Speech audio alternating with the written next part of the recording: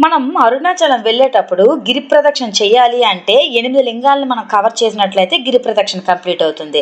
వీటిలో ఈశాన్య లింగము, ఇంద్రలింగము, అగ్నిలింగము, యమలింగము, నైరుతి లింగము, వరుణలింగము, వాయులింగము, కుబేరలింగము ఈ మొత్తం 8 కంప్లీట్ చేసినట్లయితే మనకి గిరి ప్రదక్షిణ కంప్లీట్ అయ్యేటట్లుగా అవుతుంది మనకి. అయితే మనం అరుణాచలంలో చాలా సత్రాలుంటాయి. ఎటువంటి ఇబ్బంది లేకుండా ఒకే దగ్గర మంచి వసతి, మంచి భోజనము, గిరి ప్రదక్షిణకు అనువైన లింగము మనకి కావాలంటే ఈ ఆలయం అనే హోటల్‌కి వెళ్ళాల్సింది. ఇక్కడ మనకి ఎంట్రన్స్‌లోనే మంచి పార్క్‌తోని చాలా అందంగా ఉంటుంది.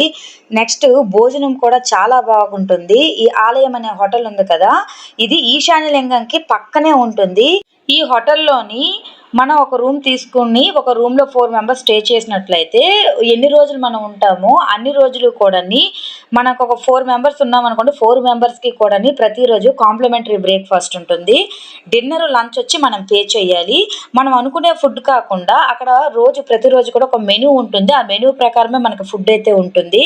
ఇది హోటల్‌కి బయటికి రాగానే ఈశాన్య లింగం ఉంటుంది. ఈశాన్య లింగం నుంచి మనం స్టార్ట్ చేసి గిరి ప్రదక్షిణ చేయొచ్చు. అరుణాచలంలో మనం ఏ లింగం నుంచి అయినా స్టార్ట్ చేయొచ్చు. ఏ లింగం నుంచి స్టార్ట్ చేస్తే మళ్ళీ అదే లింగం దగ్గర ఎండ్ చేస్తే మనకి గిరి ప్రదక్షిణ కంప్లీట్ అయ్యేటట్టు మనము ఇప్పుడు ఆలయం అనే హోటల్ ఉంది కదా! మన హోటల్ బయటికి రాగానే ఈశాన్య లింగం ఉంటుంది. ఈశాన్య లింగం నుంచి స్టార్ట్ చేసి ఈశాన్య లింగం దగ్గర మనం ఎండ్ చేస్తే మనకి గిరి ప్రదక్షిణ కంప్లీట్ అయ్యేటట్టు.